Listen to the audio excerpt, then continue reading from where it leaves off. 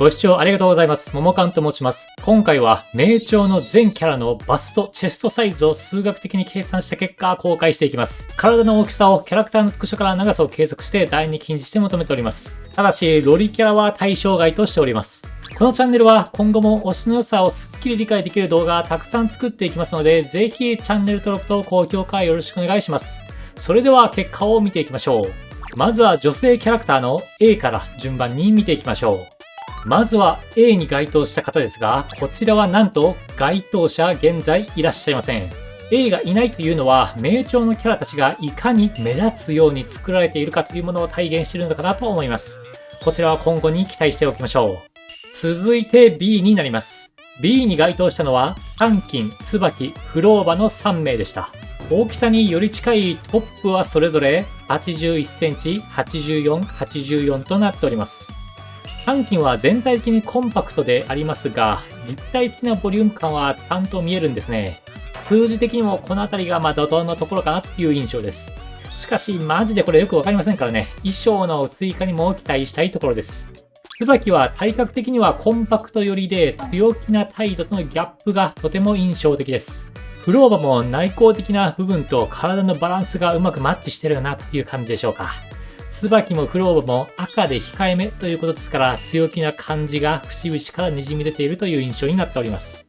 続いて C ですが、こちらはカルテジアとショアキーパーとなっております。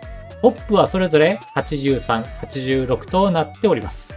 カルテジアもコンパクト側の一人ですね。カルテジアはね、小柄な体格とキャラクター性の組み合わせによって、とても親しみやすい印象になっております。衣装がここまで密着して見える理由は引き続き考察ポイントとなるでしょう。ショアキーパーも過度な誇張が少なくですね、日常的なスケール感で親しみやすいデザインになっていると言えそうです。日常で身近にいそうで親近感をバシバシ刺激してくる感じになっております。次に D になります。こちらの該当者は本氏とシカですね。トップはそれぞれ79、98となっております。以前こちらの動画でサイズをまとめた時とメンバーが変わっていない D となっております。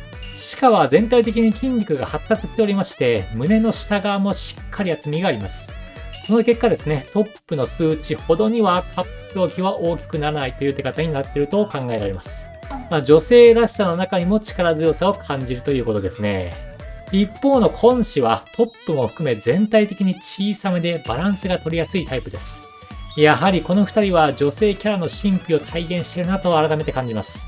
見た目のバストのサイズ感が単に大きい小さいだけでは片付けられないカップサイズの奥深さを持っているということがよくわかります。次に E になります。E に該当するのはカルロッタ、フィービー、カルロッタの水着、そしてオリエですね。トップはそれぞれ77、77、77、91となっております。カルロッタはリナシータ開幕を盛り上げてくれた立役者ですね。こちらの動画でもかなりの人気ぶりを見せてくれました。そんなカルロッタはトップが小さめではありますが、アンダーとの差によって意外と大きめカップとなっております。彼女はマフィア的な組織に属しておりますから、お金もあるでしょうしね。サポートする技術を惜しみなく使えるということでしょう。また水着になるとカップは変化はありませんでしたが、見え方がこのように変わるという例を示してくれました。とても優秀なキャラクターとなっております。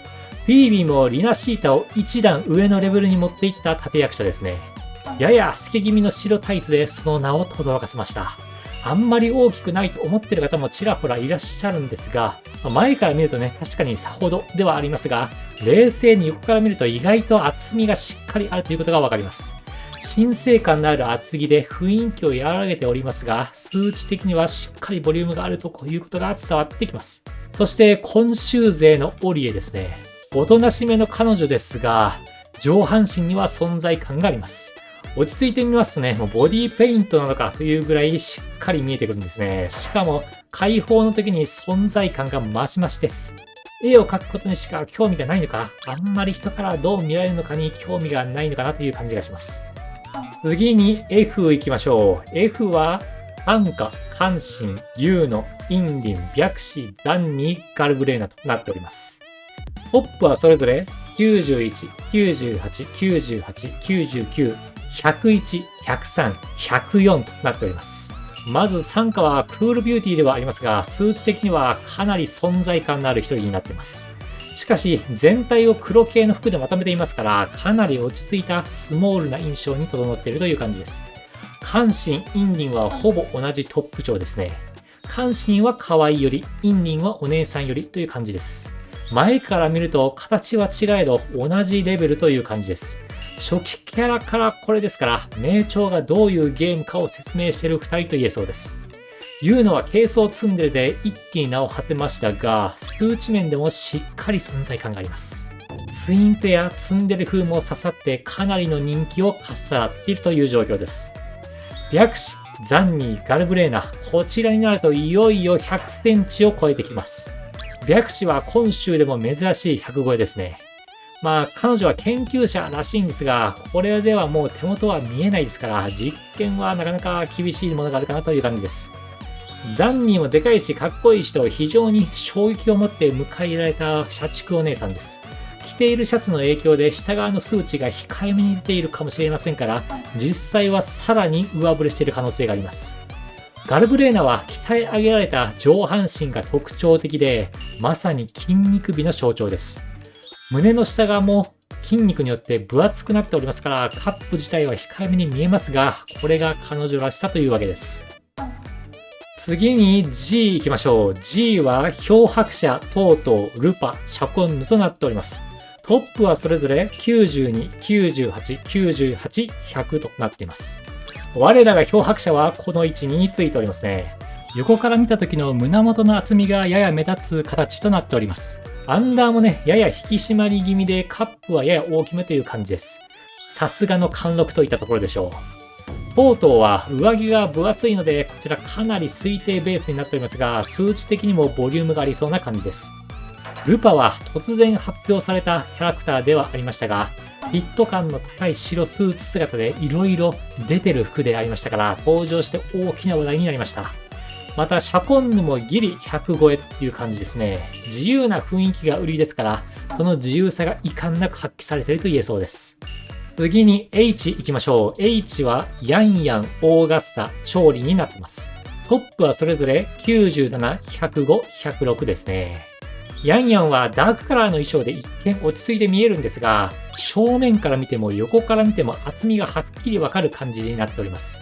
しかもアンダーがね、やや締まっているというところから、数値的にはかなり存在感があるというマジックになっています。オーガスタは王の貫禄があって、装甲もそれに合わせてものすごい重圧です。ここまで体に合わせて仕立てられた鎧というのは職人技を感じますね。また、調理は言わずと知れた名調の代表するお姉さんです。お姉さんというだけではなく、名調がどういうゲームなのかを全身で体験してくれていると言えます。こちらの歩行にどれだけ気合を入れたゲームなのかということを最高の形で見せてくれています。次に I 見ていきましょう。I は青木ただ一人です。トップは103センチとなっております。まあですよねという感じもありますでしょうか。見た瞬間にね、これは常識を超えてくるということがすぐ伝わってきます。タオキは序盤のストーリーにも出てきますから、つかみとしてかなり優秀に仕上がっていると言えそうです。全身のバランスが取れていまして、サイズだけが浮いて見えないのがすごいところですね。ただ巨大なだけではない、計算し尽くされたデザインと言えるでしょう。次に J 見ていきましょう。J は水着の調理になってます。普通の調理よりもアンダーがやや小さくなっているおかげでカップ表記が上がっているタイプです。調理の水着として最適解がやってきたなという感じですね。しかもこの水着は普通に見てるとわからないのですが、攻撃時に足を広げるとき、ちょっと覗き込むと一気に衣装のラインが強調されているということがわかるんですね。運営の本気度が本当に伝わってくる最高のデザインになっております。次に K を見ていきましょう。K はカンタレラただ一人になっております。トップは112センチでございます。調理以上はね、なかなか現れないだろうと思われていた矢先に突如として現れたのがこのカンタレラです。立ち絵を見ますと圧倒的なボリューム感が伝わってきます。モンテリの代表がカルロッタで全体的に小さい体をしていますから、タリアはその逆のより大人っぽい雰囲気を強く押し出したお姉さんというような対比になってるかなという感じです。しかもカンタレラの英語じゃなくてローマ字のキーボードで打つ時の綴りが K から始まるんでめっちゃ覚えやすいというのも高ポイントです。名調を代表するバクと言えるでしょう。で、ここから L、M、N、O、P と行くわけですが、ここら辺は該当者がいません。しかし次にやってくる Q には該当者がいます。それがフルールドリスです。トップはなんと135センチということになっております。カンタレラも大概大きい出来栄えではありましたが、フルールドリスはいろんな意味で常軌を逸しております。まさにクイーンの Q という感じですね。そもそもフルールドリスというキャラ自体が常識を超えています。この手のゲームにね、操作できる巨女が実装されるなど誰も想像してませんでしたからね。この運営はこれからも期待を超えてくると確信が持てる実装になっておりました。そしてしっかり最大を持っていってくれた。今後これを超える数値が出るのかにも注目です。期待が止まらないのは私だけではないでしょう。その日を楽しみにしておきます。以上をまとめますと、このグラフのような分布になります。横軸がサイズで縦軸がそれぞれの人数です。こちらね、個人的には結構面白いなと思ってますね。EF あたりが最も多くなっていて、左右に山のように少し下がっていくという感じです。要するにこの E とか F ぐらいを平均になるようにデザインされているのかなという感じですね。今後も EF あたり多めで供給してくるのか、あるいはこの山になっているところをどんどん埋めていくのか、どういう方向性でいくのか楽しみで仕方がないという感じです。ではここから番外編少し見ていきます。ボスキャラを含めますとフルードリスをも超えるハンターがいます。V のライオネスでトップが234センチ。W のロールライでトップが209センチといった具合ですね。この方々はかなりざっくり計算なんで参考値ではあるんですが、しかし、どう考えても他とは比較にならないレベルにいます。つまりこのゲームはね、キャラ全体に目を向けますと、大きさは今のところ青天井というわけです。そして上半身のボリュームは女性キャラだけではなく男性キャラにも当然あります。男の場合はチェストですね。このようになっております。こちら一参考ではありますが、アジアの大会経験者レベルの男性ボディビルダーですと、チェストはだいたい100から105センチぐらいが中心になってくるそうです。なんで、例えばブラントなんかはもう相当出来上がってるんじゃないかということがここから伝わってきます。ということでいろいろ見てきましたがいかがだったでしょうか。皆さんこの結果を受けてどう思われましたか。私はね、今後どういったキャラクターで我々を驚かせてくれるのか、今のうちにしっかり妄想しておきたいなと思います。以上、ももかんでした。ではまた。